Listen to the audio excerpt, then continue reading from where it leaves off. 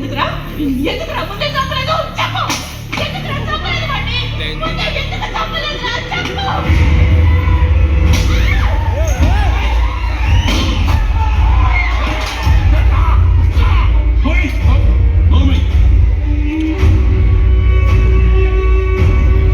correct గా చెప్పింది